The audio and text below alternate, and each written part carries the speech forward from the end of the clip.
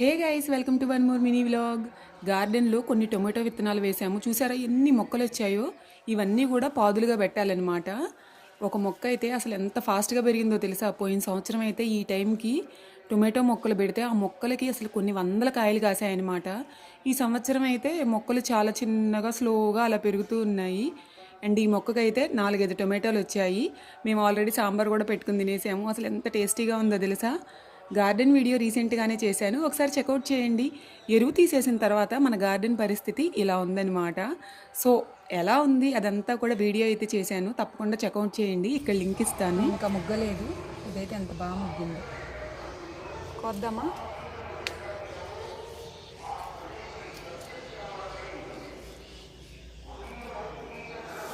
Tomato.